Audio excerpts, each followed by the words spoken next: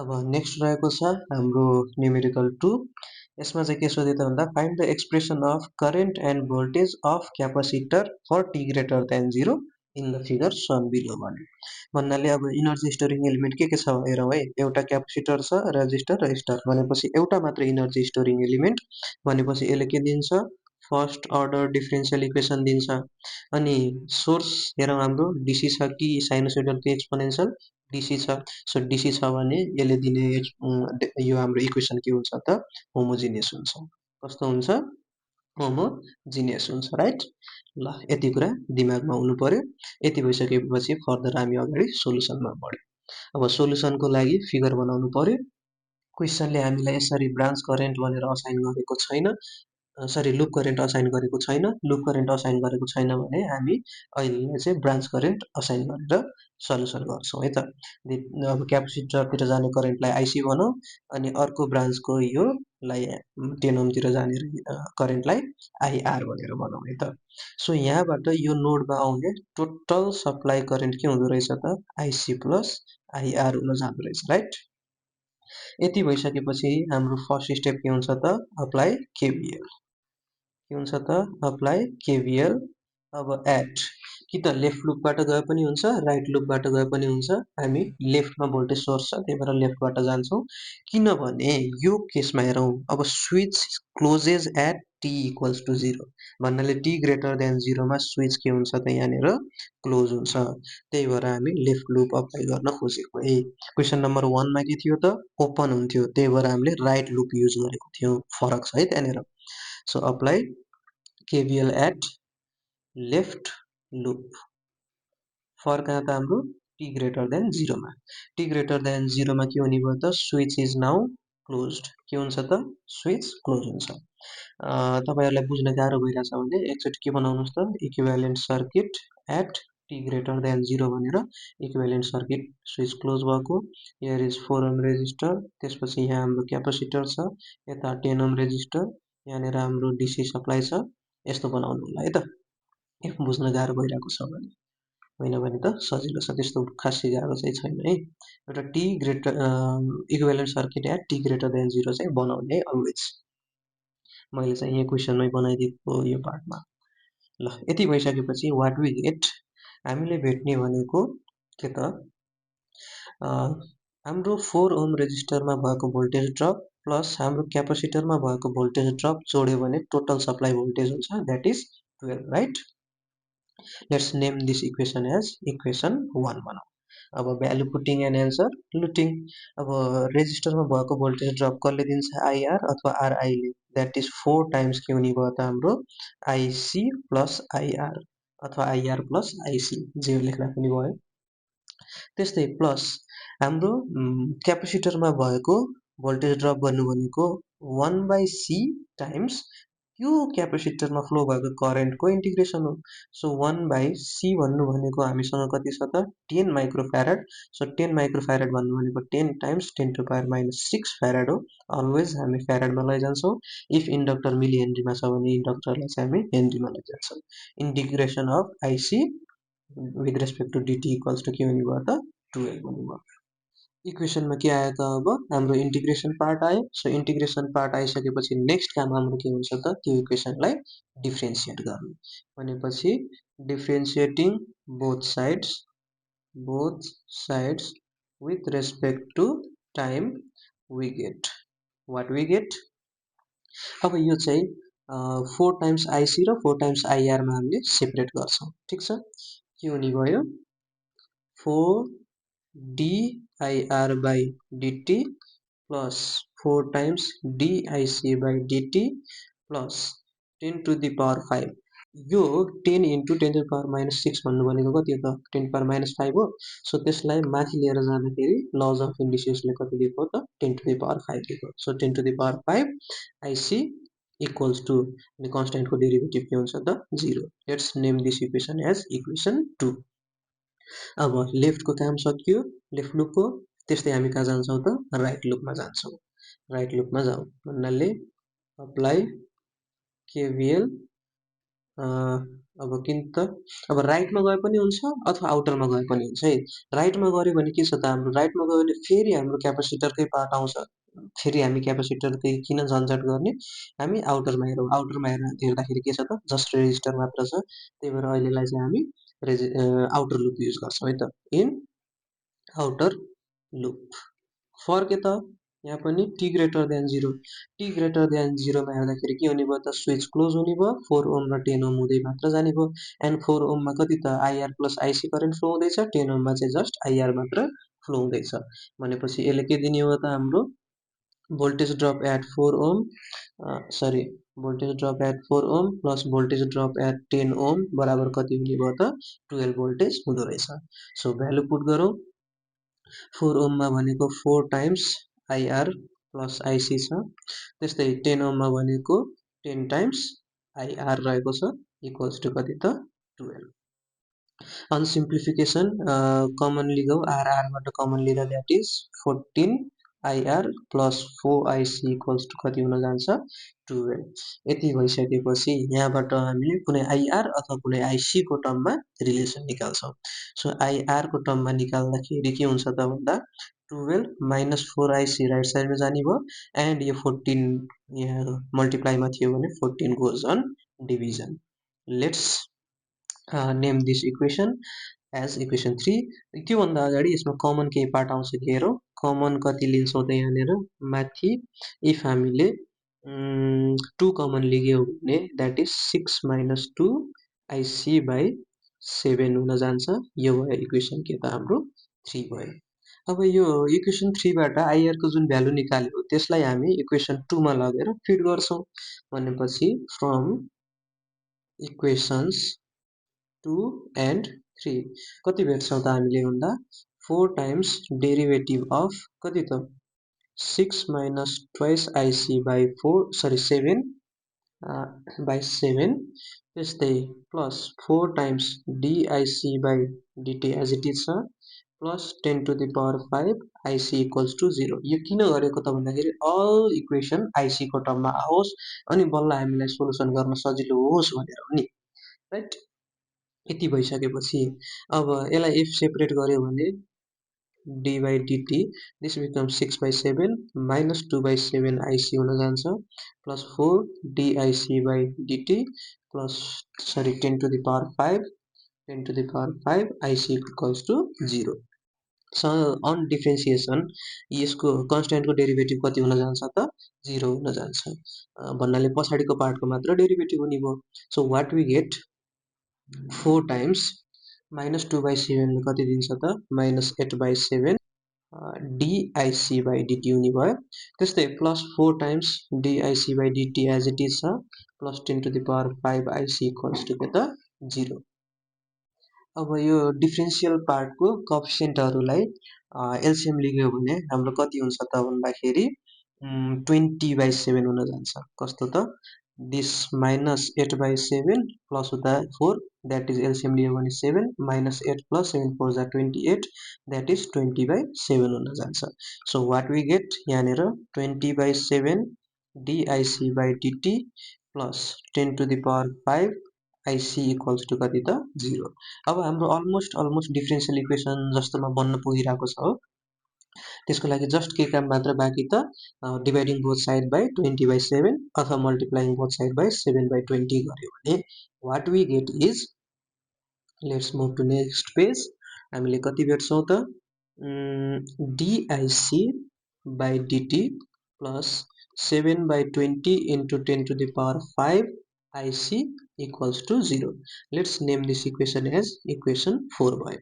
यो चाहिँ के हो त इक्वेसन 4 इज के त first order homogeneous differential equation. कस्तो त होमोजिनियस डिफरेन्शियल इक्वेसन। यसले के दिन्छ त भनेपछि अब कम्पेयर गर्नु पर्यो। सो कम्पेयरिङ विथ केसँग कम्पेयर गर्नु पर्यो first order homogeneous differential equation भनेको डिआई अब सी को टर्ममा छ भने सी नै राखे पनि भयो जस्ट आई मात्र राखे पनि भयो फरक परेन हामीलाई। DIC by dt plus PIC equals to क्यूसँग। अब आइसीसँग कम्पेयर गर्न गाह्रो लाग्छ भने आई नै भन्दा पनि हामीलाई फरक चाहिँ परेन है। यससँग कम्पेयर गर्दाखेरि वाट वी गेट, आईको ठाउँमा हामीले आइसी भेट्छौँ, पीको ठाउँमा हामीले कति भेट्छौँ त 7/20 इन्टु 10⁵ भेट्छौँ, एन्ड क्यूको ठाउँमा के भेट्छौँ त 0। सो यसको सोलुसन, अब क्यू 0 भएको सोलुसनमा जाउँ। Hence solution of equation 4 becomes, के हुने भयो त आइसीको टर्ममा यो आइसी छ अथवा यहाँ आइसी छ, त्यो आइसीको टर्ममा लेख्नु पर्यो। IC equals to exponential minus pt integration q times exponential pt dt plus k times exponential minus pt हुन जान्छ, राइट। अब भ्यालु पुट गर्यो भने हामीले कति भेट्छौँ त, यहाँ मैले लेखेँ क्यू पार्ट कति छ हामीसँग 0 छ, क्यू पार्ट कति छ 0 छ भनेपछि अगाडिको होल पार्ट 0 हुने भयो। So IC equals to k times exponential minus पीको ठाउँमा हामीले कति भेट्छौँ 7/20 इन्टु 10⁵ टाइम्स टी भेट्छौँ। And let's name this equation as equation 5, ठिक छ। अब आइसीको कम्प्लिट रिलेसन हो त यो, अभियसली हो, किनभने यो अगाडिको पार्ट हामीले लेखेकै हो, छुटाएको होइन, लेख्दा लेख्दै पनि क्यूको भ्यालु 0ले गर्दाखेरि त्यो पार्ट इलिमिनेट भएको। सो आइसीको कम्प्लिट सोलुसन आइसक्यो। कम्प्लिट सोलुसन आइसकेको हुनाले हामीले अब नेक्स्ट भनेको के गर्छौँ त, put t equals to 0 plus गर्छौँ, के त put t equals to 0 plus in equation 5। त्यहाँबाट हामीले कति भेट्छौँ त, आइसी 0 प्लस भन्नु भनेको, आइसी 0 प्लस भन्नु भनेको एक्सपोनेन्सियलको यो होल माथिको पार्ट के भइदिन्छ त, टीले 0 भइदिन्छ, द्याट इज ईको पावर 0 भन्नु भनेको फङ्सन हाम्रो 1 आउँछ, right.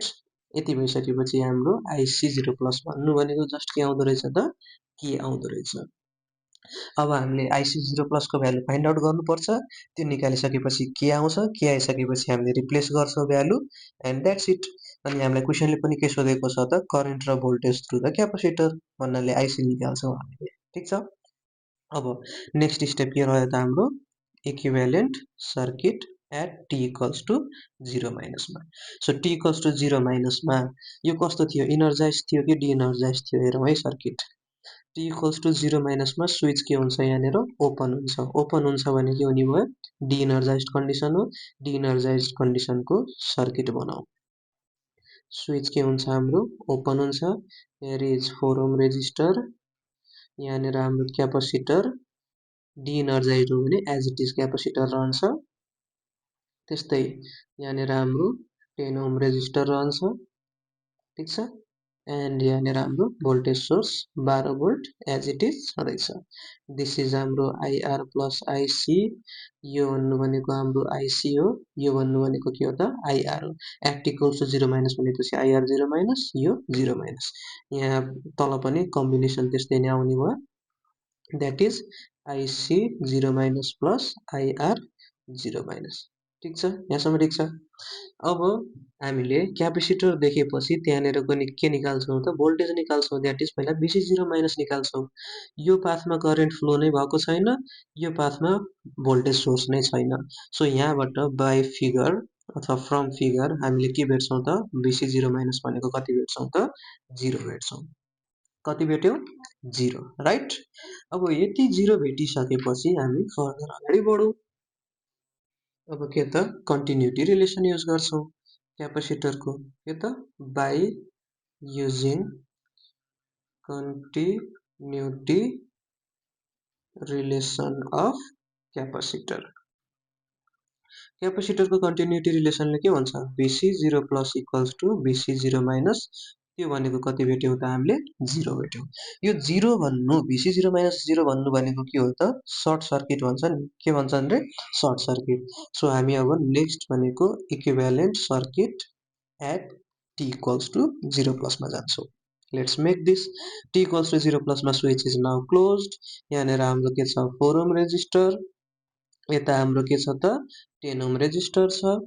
And T equals to 0 प्लसमा यो क्यापेसिटरको ठाउँमा अब केले रिप्लेस गर्ने भयो, हामीले सर्ट सर्किटले रिप्लेस गर्ने भयो। अनि यहाँनिर फ्लो हुने करेन्ट दिस करेन्ट के बन्छ आइसी 0 प्लस बन्छ, यो करेन्ट के बन्छ त आइआर 0 प्लस बन्छ। ठिक छ। त्यस्तै यहाँनिर हाम्रो भोल्टेज सोर्स छ plus minus 12 volt DC supply and total current भन्नु भनेको आइसी 0 प्लस प्लस के हो त आइआर 0 प्लस हो। ठिक छ, यहाँसम्म कुरो बुझिन्छ। अब यहाँनिर कुरो बुझौँ है। यहाँनिर फिगर हेर्दाखेरि के छ त, यहाँनिर टोटल करेन्ट त जाँदै थियो, यो नोड र यो नोडमा के आइदियो, सर्ट सर्किट आइदियो। सर्ट सर्किट आइदियो भने यो पाथबाट करेन्ट फ्लो हुन्छ त हुँदैन। भनेपछि यो टोटल करेन्ट भन्नु र आइसी 0 प्लस भन्नु के हुन जान्छ त एउटै जान्छ। सो यहाँबाट वाट क्यान वी फाइन्ड आइसी 0 प्लस भनेको टोटल हाम्रो इएमएफ भनेको 12 भोल्ट डिभाइडेड बाई त्यो पाथमा भएको total resistance, that is 12 by 4 ले कति भेट्छौँ 3 एम्पियर भेट्छौँ। कति भेट्यौँ त 3 एम्पियर। अब आइसी 0 प्लस भेटिसकेपछि हेन्स हामीले के को भ्यालु कति फाइन्ड आउट गर्यो त, के को भ्यालु 3 फाइन्ड आउट गर्यो। अब के को भ्यालु 3 फाइन्ड आउट भइसकेपछि अब इक्वेसन हाम्रो कति थियो 5 मा लगेर के को भ्यालु पुट गरौँ। So equation 5 becomes from equation 5 हाम्रो आइसी को भ्यालु कति हुन्छ त 3 times exponential minus 7 by 20 times 10 to the power 5 times के हो त टी हुन जान्छ। Let's name this equation as कति त इक्वेसन 7। यति भइसक्यो। यति भइसकेपछि अब हामी आइआर को रिलेसनतिर जाउँ, त्यसपछि हाम्रो बिसी निकाल्नु पर्ने भयो, बिसी को रिलेसनतिर जाउँ। लेट्स फाइन्ड हाम्रो आइआर को रिलेसन कुन इक्वेसनले दिएको थियो। आइआर को रिलेसन हाम्रो इक्वेसन 3 ले दिँदैछ के त 6/7 माइनस 2/7 आइसी। यसलाई कसरी पनि लेख्न सकिन्छ त सेपरेट गरेर 6/7 माइनस 2/7 आइसी भनेर पनि लेख्न सकिन्छ नि। सो फ्रम इक्वेसन 3 एन्ड भर्खरको इक्वेसन 7, फ्रम इक्वेसन्स 3 एन्ड 7 हामीले आइआर को भ्यालु कति भेट्छौँ त 6/7 माइनस 2/7 इन्टु आइसी। आइसी को भ्यालु जस्ट भर्खर लेखेको 3 times exponential minus 7/20 times 10 to the power 5 times T हुन जाने भयो। यो चाहिँ के भयो त हाम्रो आइआर को relation. Let's name this equation as 8। यति भइसकेपछि अब हामी बिसी को लागि रिलेसन निकाल्न जान्छौँ। बिसी को रिलेसन अब हाम्रो इक्वेसन 1 तिर लेखेको छौँ होला जस्तो लाग्छ। इक्वेसन 1 मा हाम्रो के त बिसी भन्नु भनेको 12 माइनस 4 ओम रेजिस्टरमा भएको भोल्टेज ड्रप। ठिक छ, अगाडि बढौँ। भनेपछि from equation 1 now from equation 1 यहाँबाट हामीले बिसी भन्नु भनेको कति त 12 minus voltage drop at 4 ohm resistor. ठिक छ, 12 minus voltage drop at 4 ohm resistor भन्नु भनेको 4 टाइम्स टोटल करेन्ट के थियो त आइसी प्लस आइआर थियो, right. Okay, value put and answer लुट 4 टाइम्स आइसी भन्नु भनेको हामीले कति निकाल्यौँ 3 times exponential minus 7/20 into 10 to the power 5 T. त्यस्तै प्लस आइआर भनेको जस्ट निकाल्यौँ भर्खर हामीले 6/7 minus 2/7 into 3 exponential minus 7/20 10 to the power 5 T. यतिसम्म थाहा छ हामीलाई। अब कन्स्ट्यान्ट टर्म एक ठाउँ राखौँ, द्याट मिन्स यो 12 अनि 4 टाइम्स हाम्रो 6/7 लाई एक ठाउँ राख्दाखेरि what we get is let's put these values in calculator। 12 minus 4 times 6/7 गर्दा हामीले कति भेट्छौँ that is 60/7। यो भ्यालु हामीले भेट्यौँ 60/7। त्यस्तै अनि अगाडिको अब हाम्रो एक्सपोनेन्शियल पार्टहरू हेरौँ। एक्सपोनेन्शियल पार्ट भनेको 4 टाइम्स दिस एन्ड त्यस्तै 4 टाइम्स के हुन जान्छ त यो हुन जान्छ भन्नाले द्याट बिकम्स क्यालकुलेटरमा फिड गरौँ कति आउँछ त 4 टाइम्स कोएफिसिएन्ट यसको कति छ 3 माइनस उता कति छ 2/7 टाइम्स कति छ हामीसँग 3। सो द्याट गिभ्स यसले पनि हामीलाई कति दिन्छ 60/7 एन्ड अगाडि माइनस छ भने हाम्रो साइन के आउने भयो माइनस आउने भयो। We get minus 60/7 exponential part as it is 7/20 into 10 to the power 5 t। यो नै हाम्रो के त voltage drop at capacitor at t greater than 0। यसरी निकाल्न पनि सकिन्छ अथवा अर्को अल्टरनेट मेथडबाट पनि VC को भ्यालु हामीले निकाल्न सक्छौँ है त। भन्नाले हामी सर्किटमा जाउँ। सर्किटमा जाँदाखेरि यहाँनिर एउटा नोड, सपोज नोड ए भनौँ, यहाँनिर नोड बी छ हैन। यहाँ नोड ए देखि नोड बी मा जाने भनेको एउटा पाथ यसरी भयो, एउटा डाइरेक्ट ए टु बी भयो, एउटा 10 ओम रेजिस्टरबाट हुँदै आउने भ्यालु पनि हो नि। सो हामीले भर्खर निकालेको भनेको यो पाथ, यो यहाँनिर भी जुन सी छ ए देखि बी को बिचको भोल्टेज ड्रप, त्यसलाई हामीले यहाँनिर केभिएल युज गरेर निकाल्यौँ अथवा हामीले यताबाट केभिएल युज गरेर पनि त निकाल्न सक्दैनौँ र अभियसली सक्छौँ नि। भन्नाले हामीले त्यहाँबाट जस्ट VC भनेको के त यो आइआर करेन्ट र यो 10 ओम रेजिस्टर, भन्नाले यो 10 ओम रेजिस्टरमा भएको भोल्टेज ड्रप भन्नु नै हाम्रो के हो त VC हो भनेर भन्न पनि सक्छौँ नि। प्यारलल पाथ हो नि यो दुईटा के त हाम्रो क्यापेसिटर र यो रेजिस्टर के छ त प्यारलल पाथमा छ। सो त्यहाँबाट पनि हामीले निकाल्न सक्छौँ directly, that is VC equals to